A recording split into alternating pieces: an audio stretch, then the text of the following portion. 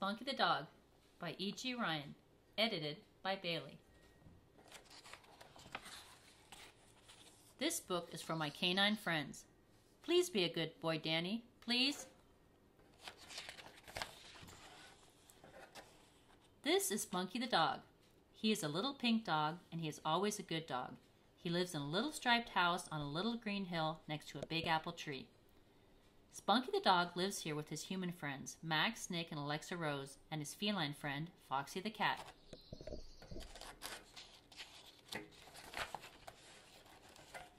Unlike his human friends, Spunky the Dog sleeps wherever and whenever he wants, but usually it is on the rug just beneath Foxy the cat's little house in Max and Nick's bedroom.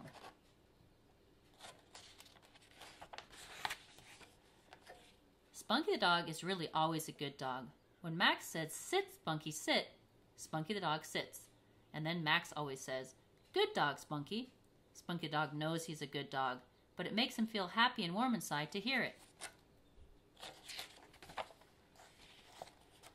When Nick calls out, "Fetch the ball, Spunky," Spunky the Dog chases the ball. And then Nick always says, "You are the best dog, Spunky." Spunky the Dog knows he is the best dog, but it makes him feel happy and warm inside to hear it. When Alexa Rose says, "Roll over, Spunky," Spunky the Dog rolls over. Alexa Rose always giggles and says, "I love you, Spunky." Spunky the Dog knows he is loved, but it makes him feel happy and warm inside to hear it. And when Foxy the cat meows late at night saying, "Follow me, Spunky," Spunky the Dog always follows. And Foxy the cat never even tells Spunky the Dog he is a good dog. Spunky the Dog does not mind. He knows he is a good dog. This morning, something was different. Spunky the Dog awoke with a mean green spot on his pink fur. Maybe it was that a flea had bit him. Maybe it was that he'd had a bad dream.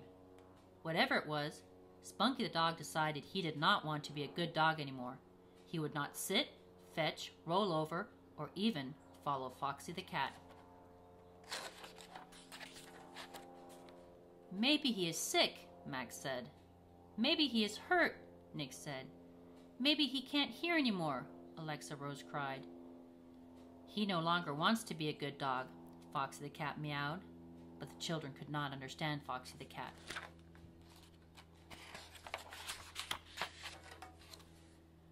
Spunky the Dog picked up an old orange bone and decided to leave home. Without even a bark goodbye, Spunky the Dog walked away from the little striped house and toward a pink and purple road. And if anyone had been there to see, they would have noticed there were 2 mean green spots on Spunky the Dog's pink fur. Spunky the Dog had not walked far on the little road when he saw 2 children.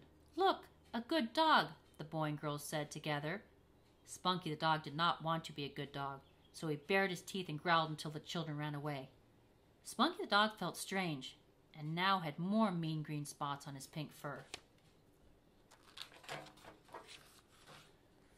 Spunky the Dog walked on and saw a man sitting on a log who was eating a sandwich.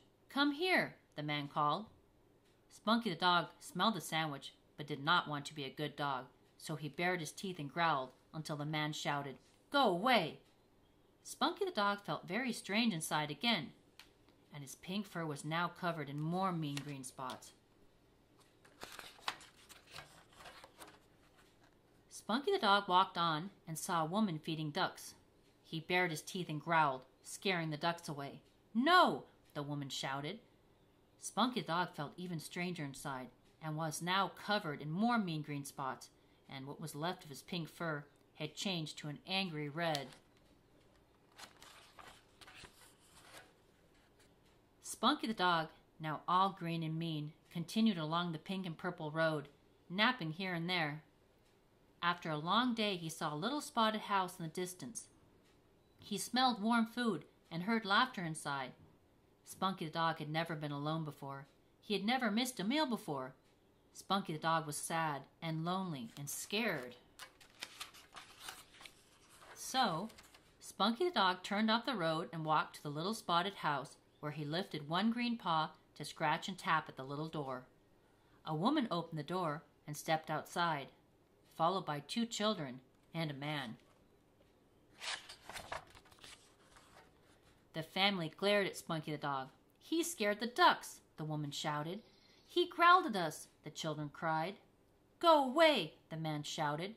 Spunky the dog felt strange inside, but now he knew what that feeling was. He knew it felt bad to be mean. He knew it felt bad when others were mean to him.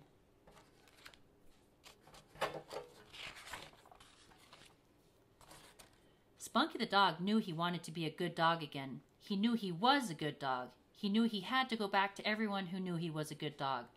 Without picking up his bone, Spunky the dog raced down the path, away from the little spotted house to the little pink and purple road.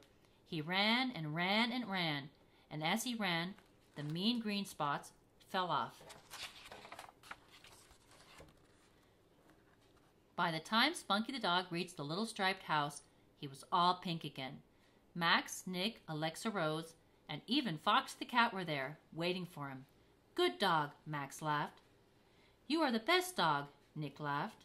"I love you, Spunky the dog," Alexa Rose giggled. "I am glad you lost the mean green spots," Foxy the cat meowed.